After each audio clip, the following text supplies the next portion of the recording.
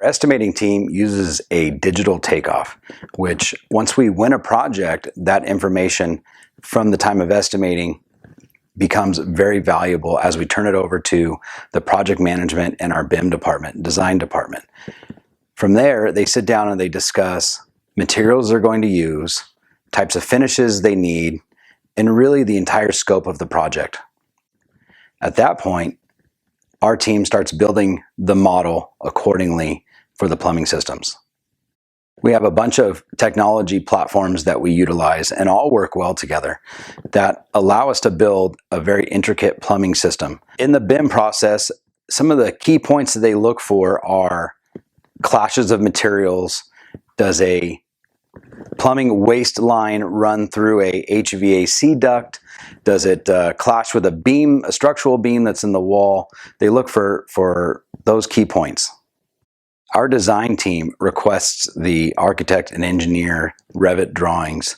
Revit allows us to put in a level of detail where we can lay out all of our hanging points, fixture points, sleeve points through a concrete deck, and we use software called Trimble. It's actually a system, Trimble Robotic Station, and that allows us to walk through a floor of a building and mark every point that we're going to transition through the deck, which creates an enormous amount of efficiency. What used to take 10 days, we're able to do in 3 days with an extreme level of accuracy.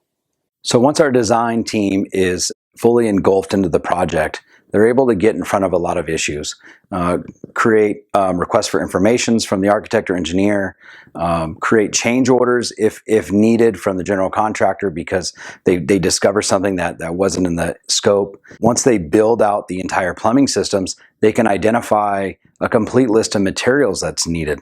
Therefore, they'll send that material list out of the Revit model, send it to purchasing. Purchasing will procure that material needed, and then that material is shipped to the office. Once we take our model from the design department or our Revit model, we're able to take that and pull it apart into smaller puzzle pieces, if you will. We'll take 5 or 6 different assembly pieces and pull it down into one bigger piece, and we can use the prefabrication process where we design or we assemble those materials in a controlled environment on a workbench where we can ensure we have all of the right pieces to put together that assembly, and in turn create that in a safe, controlled environment. Prefabrication allows us to ensure a high level of quality. It allows us to manage our time appropriately.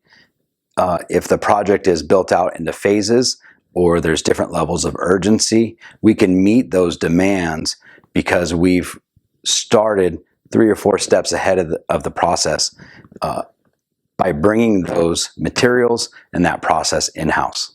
So being able to assemble those assemblies in-house ensures a high level of accuracy and efficiency that once that material reaches the field, the team is able to quickly and safely install those components. Without the BIM and prefab process, it would be extremely challenging for contractors to meet the demanding schedules that K through 12 pushes through the summer. I leave you with this. One of the best parts of the BIM and design process is that it creates efficiency, manage a schedule appropriately, creates a level of accuracy because you can ensure what you're getting on the project, you're building in a controlled environment, and that truly speaks to safety. Your employees are safe, they're getting home to their families at night. Your project is safe because you're not building it in a way that creates a lot of risk. We hope that you would embrace this on your projects. Thank you for your time.